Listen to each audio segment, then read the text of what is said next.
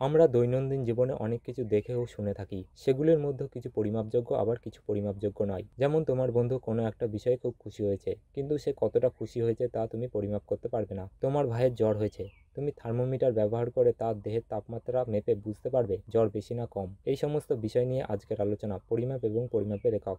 যে সমস্ত প্রাকৃতিক বিষয়কে প্রত্যক্ষ বা পরোক্ষভাবে পরিমাপ করা যায় তাদের ভৌত রাশি বা ফিজিক্যাল কোয়ান্টিটি বলে, যেমন দৈর্ঘ্য, ভর, সময়, উষ্ণতা, গতিবেগ ইত্যাদি। আর যে সমস্ত প্রাকৃতিক রাশিকে পরিমাপ করা যায় না তাদের অভৌত রাশি বা নন ফিজিক্যাল কোয়ান্টিটি বলে, যেমন রাগ, দুঃখ, ভয়, আনন্দ ইত্যাদি। আমরা দৈনন্দিন জীবনে অনেক কিছু কেবল তার মান দিয়ে প্রকাশ করি, আবার কিছু জিনিস এমনও থাকে যেগুলোর মানের পাশাপাশি দিকও প্রকাশ পায়। মনে করো তুমি এবং তোমার বন্ধু ফুটবল খেলতে গিয়েছো। খেলতে গিয়ে তুমি দেখলে বলের ওজন 500 গ্রাম, তোমার বন্ধু বলল আজকের তাপমাত্রা 35 ডিগ্রি সেলসিয়াস। খেলা শেষে তুমি দেখলে তোমার বন্ধু পূর্ব দিকে 500 মিটার হাঁটছে। এরপর সে দৌড়াতে শুরু করলো, তখন তার বেগ 2 মিটার প্রতি সেকেন্ড পশ্চিমমুখী ছিল।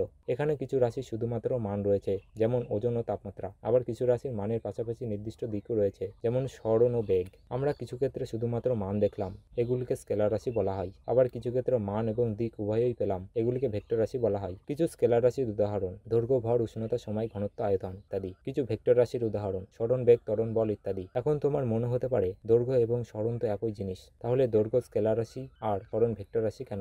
এ বিষয়ে বিস্তারিত ব্যাখ্যা দিতে হলে আমাদের আরও কিছু বিষয় জানতে হবে, তাই এটা নিয়ে আমি পরবর্তী একটি ভিডিওতে আলোচনা করব।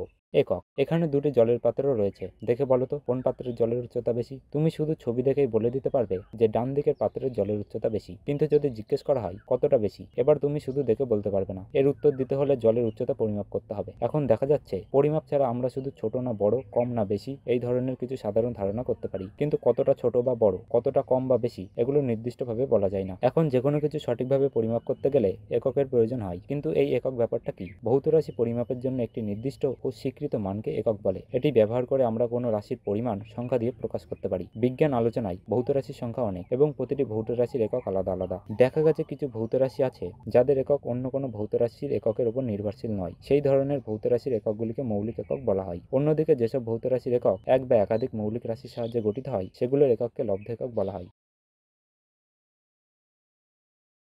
এককের বিভিন্ন পদ্ধতি।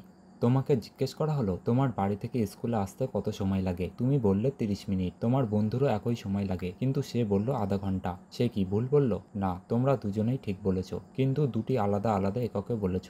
দৈনন্দিন জীবনে পরিমাপের ক্ষেত্রে অনেক রকম একক লক্ষ্য করা যায়। আগেকার দিনে বিভিন্ন দেশের বিজ্ঞানীরা এককের বিভিন্ন পদ্ধতি ব্যবহার করতেন, যেমন সিজিএস, এফপিএস, এমকেএস ইত্যাদি। সিজিএস পদ্ধতিতে দৈর্ঘ্যের একক সেন্টিমিটার, ভরের একক গ্রাম, সময়ের একক সেকেন্ড।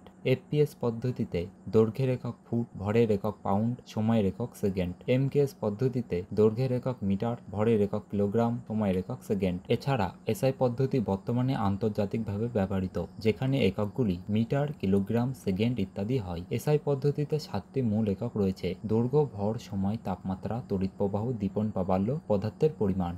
তাদের প্রতীক এই রকম। আবার কিছু ভৌত রাশি রয়েছে যাদের সমজাতীয় রাশির অনুপাতে প্রকাশ করা হয়, যেমন কোনো মৌলের পারমাণবিক গুরুত্ব সমান ওই মৌলের একটি পরমাণুর ভর ভাগ একটি হাইড্রোজেন পরমাণুর ভর। আবার আপেক্ষিক গুরুত্ব সমান কোনো বস্তুর ভর ভাগ 4 ডিগ্রি উষ্ণতায় সম আয়তন জলের ভর।